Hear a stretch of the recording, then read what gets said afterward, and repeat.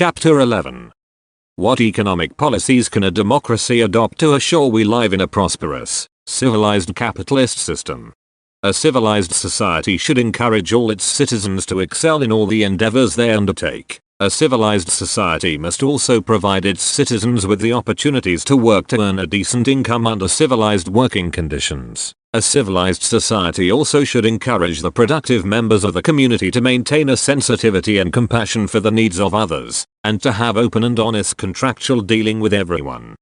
All these objectives are easier to obtain in a capitalist economic system where everyone has the opportunity to earn income. The ability to earn an honest day's income for an honest day's work creates self-esteem for the employed person and all the members of his/her household. Accordingly, government policies should be designed to assure enough market demand to make it profitable for enterprise to hire all members of society who want to work to earn income. For the last 4 decades, however, the public debate over economic policy has been dominated by the belief that if self-interested individuals are permitted to operate in a free market without government interference and regulation, and without worrying about other less fortunate members of the community, the resulting free market will bring about an economic utopia. Yet the terrible 2007 to 2008 global financial crisis result came from deregulating financial institutions while permitting self-interest mortgage originators to encourage subprime borrowers to obtain a mortgage for a home they could not afford. Self-interest investment bankers then securitized these mortgages of subprime borrowers with a mix of more conventional mortgages and sold these mortgage-backed derivatives with what later proved to be fraudulent claims that these derivative securities were as good as cash in terms of their liquidity.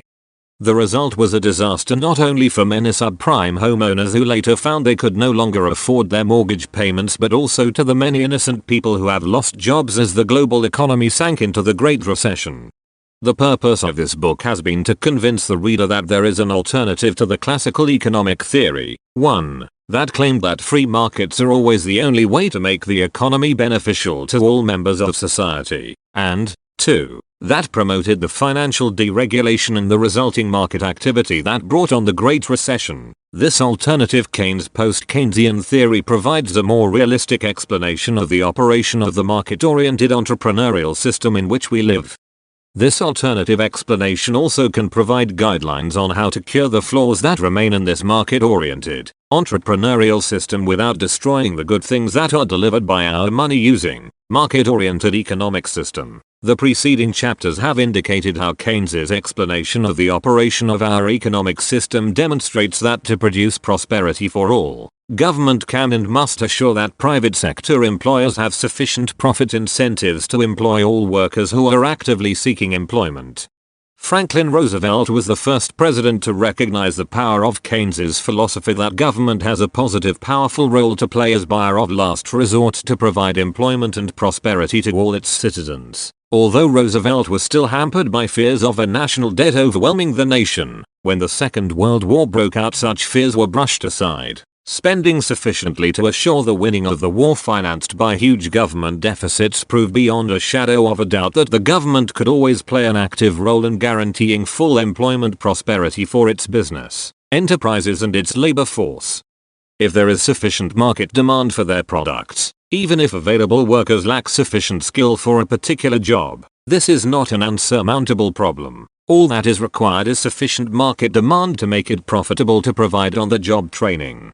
Republican and Democratic successors to Roosevelt adopted variations of Keynes's policy initiatives to maintain economic prosperity, even if they did not necessarily recognize that these policy prescriptions were first suggested by Keynes. As we have already noted, President Truman's administration produced the Marshall Plan, where the United States, as the major international trade surplus nation, used its wealth to solve the post-war trade imbalance problem. The Marshall Plan created job opportunities in export industries for American workers while also helping the European nations, whether they were allies or former enemies, to feed their populations and rebuild their national economies.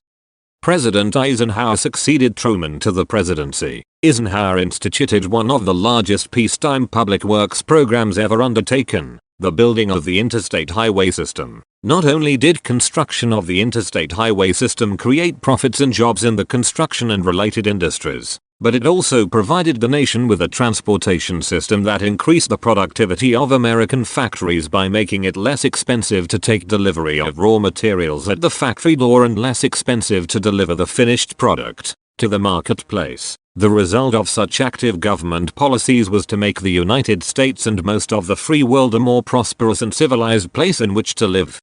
Meanwhile, during these years the Federal Reserve recognized that its primary function was to maintain the liquidity and stability of financial markets, while at the same time the Glass-Steagall Act was strictly enforced so that the banking function of making non-resaleable loans to customers was legally separated from the underwriting function of investment bankers to sell securities in well-organized financial markets. With the advent of stagflation in the 1970s and the victory of the classical free market philosophy over the perverted view of Keynesianism that appeared in textbooks such as written by Paul Samuelson after the Second World War, central banks and governments began to adopt a different, less civilized philosophical policy approach to the economy. In 1979, for example, after a second spike in crude oil prices engineered by OPEC, the Federal Reserve, under Chairman Paul Volcker, raised interest rates to double-digit levels to deliberately destroy profit opportunities for many businesses and to create the highest unemployment rate since the Great Depression. This policy did stop the wage price inflation process in its tracks, but at a great cost to enterprise and American workers. In the 1970s, the OPEC cartel of oil-producing countries exercised its power to raise the world price of crude oil. This caused inflation in the oil-importing developed nations and depressed their economies. Since many union wage contacts in American industries had cost of living clauses, the OPEC oil price increase resulted in unionized workers receiving cost of living increases in their money wages. These cost of living wage increases created additional upward pressures on the price level and inflation became a major threat to the economy. As we have already noted, at this time, the Federal Reserve under Chairman Volcker raised the interest rate to double-digit level to fight inflation. The result was the economy stagnated while inflationary forces still pressed for a while on the price level. This condition was called stagflation. Ultimately, a depressed economy plus the start of new non-OPEC crude oil supplies coming onto the markets from regions such as the North Sea and Alaska reduced the market power of the OPEC cartel, put OPEC less in the control of the market price. The lesson taken away from this 1979 to 1981 Federal Reserve-induced stagflation episode of a deliberate policy to create high unemployment to end an inflationary period where wage incomes inflation was exacerbating the initial OPEC cartel inflation. It seemed to fit the philosophy of classical economic theory. An independent central bank board of governors, whose members were not subject to political elections every 2 years, could make independent tight monetary policies that the public would have to accept, even though the results of collapsing profit opportunities and a large increase in unemployment devastated many members of the population. It was recognized that central bank tight money policies would be aimed at constraining inflationary forces that are unleashed when the economy becomes so prosperous that workers and managers believe that, in a free market, they can raise wages and prices without losing customers. This classical economic theory suggested that central bank policy should and would be designed so that if the inflation rate was larger than the central bankers believed desirable, then the central bank had the responsibility to institute a high interest rate, tight money policy deliberately aimed at producing fewer profit opportunities for business firms. This would induce employers to lay off many workers. The result was to make workers and their unions more docile and willing to accept unchanged wages or even falling money wage rates. Monetary policy since then was often seen as the only game in town to control inflation and unemployment levels. Andrew Mellon's classical theory's philosophical message to President Hoover was back in the corridors of power. When the Great Depression began, President Hoover indicated he wanted to take some positive action to end the Depression. Hoover's Secretary of the Treasury, Andrew Mellon, cautioned against government action. In his memoir, President Hoover wrote, "Mr. Mellon had only one formula: liquidate labor, liquidate stocks, liquidate the farmer, liquidate real estate. It will purge the rottenness out of the system. People will work harder, lead a more moral life." 1. In the 1970s, to purge the stagflation rottenness out of the system, that is, high incomes inflation, required liquidating business and workers' income earning opportunities. With this loss of income opportunities, It was believed that enterprise and workers would work harder and demand less when a job opportunity or profit opportunity, in the long run, does reappear. Surely this melon philosophy approach is not a civilized solution to the economic problems of a 21st century capitalist system.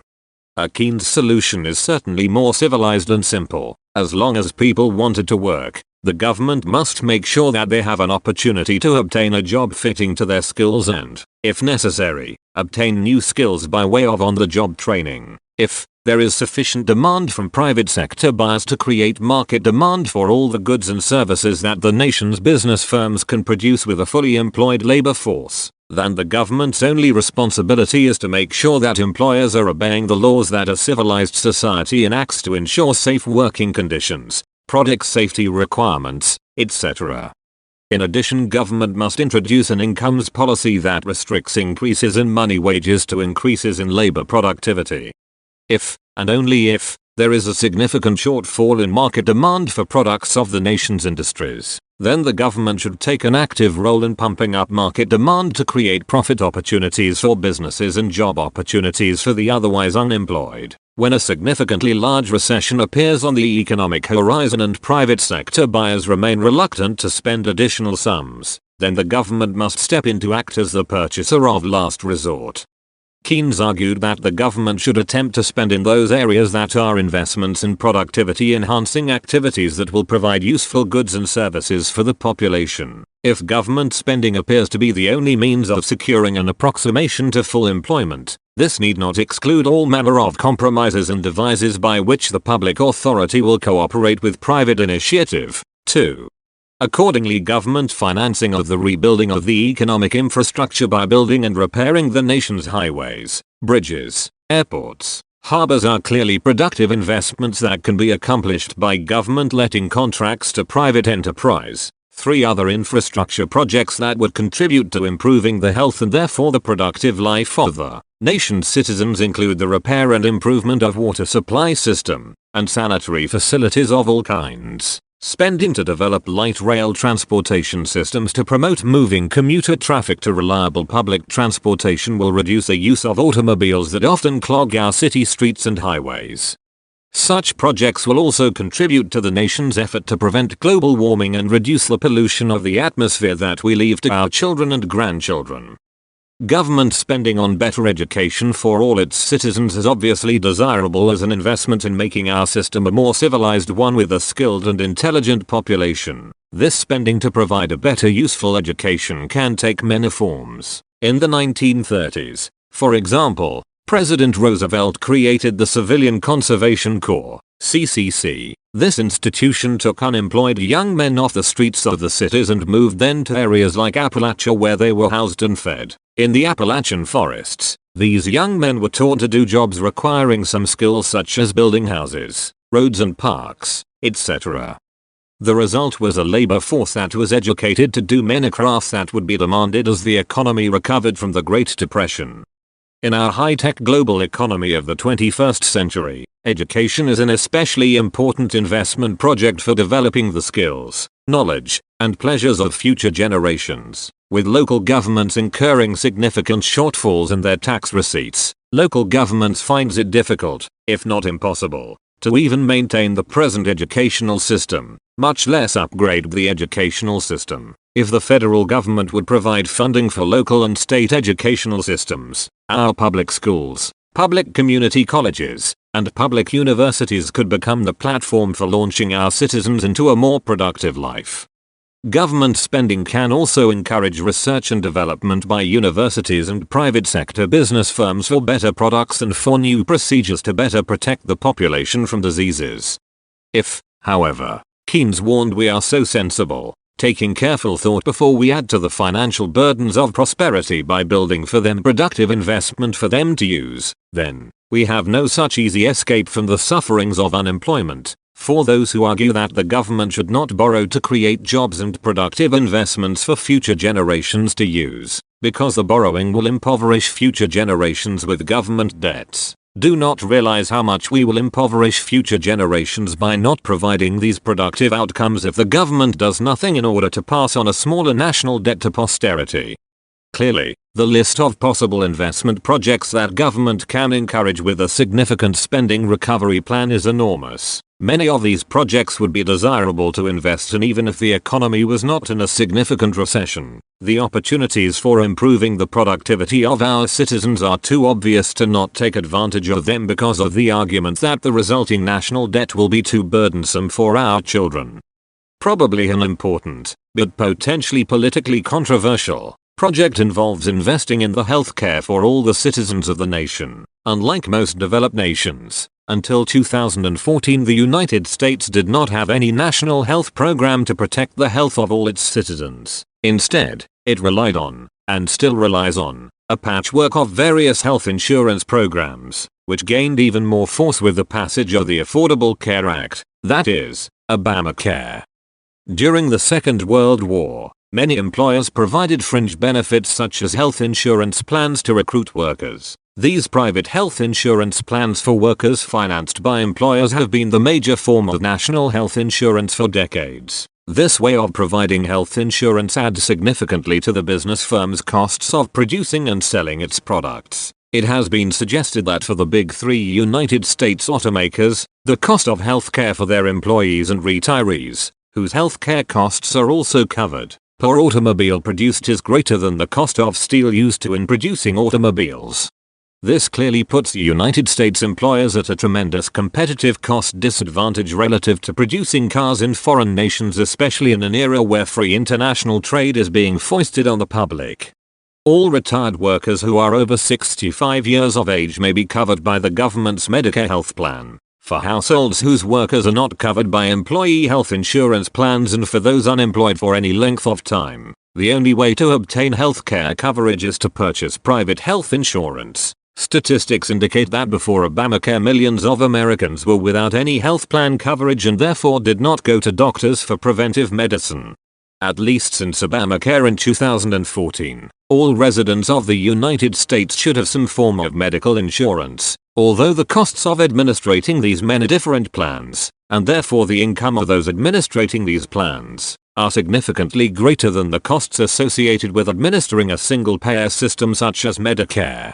It should be obvious that to participate and flourish in our economic system, access to healthcare is a priority. Good health increases productivity and longevity, as Stephen P. Dunn, a senior strategy advisor to the English Department of Health and director of provider development of the National Health Service East of England, states. Reduction in avoidable disease and increases in the years of healthy life expectancy would accelerate economic growth. The economic loss to society of shortened lives due to early death and chronic disability is hundreds of billions of dollars per year. 5. An important idea that a civilized society should face is that healthcare is more than a basic right for every member of the community. If every person is going to effectively contribute to the productive activities of the nation, and if this contribution is to be done well, then the individual and the members of his/her family must be as healthy as the practice and technological advances of medicine permits. A civilized society recognizes the basic right of all its members to find employment where they can use their talents to turn out the best possible product. Surely there is an argument to consider whether access to healthcare, paid by the community at large rather by employers and individuals, can improve the productivity of workers and thereby benefit the community. For healthier workers are always more productive workers. Keynes does not have a facile solution to the question of whether all members of society are entitled to healthcare independent of their income. But surely there is some evidence which indicates that access to universal healthcare independent of a family's income would be a productive investment for society to undertake. In sum, there are a significantly large number of investment projects that government can finance by spending to encourage the private sector to produce results. The problem is not a shortage of financing. The problem is often a shortage of political resolve to take on such productive spending policies by government.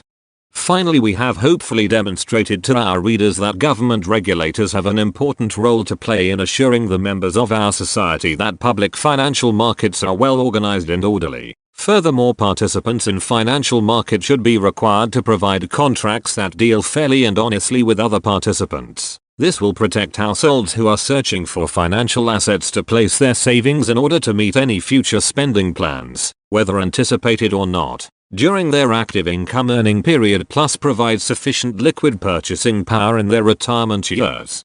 The task of putting our Keynes post-Keynesian solution into practice will not be easy. It, however, offers more hope for a stable, prosperous economic system than the efficient market philosophy of classical economic theory that has been promoted in recent decades. The latter has brought us again to the brink of economic disaster. We can only hope the public and our politicians can only learn from this book that there are better ways of achieving a good economic life for all citizens than merely trusting to a free market to solve our problems. Notes: H. Hoover, The Memoirs of Herbert Hoover, The Great Depression 1929 to 1941. Macmillan, New York, 1952, page 30. J. M. Keynes, The General Theory of Employment, Interest and Money, London, Macmillan, 1936, page 378.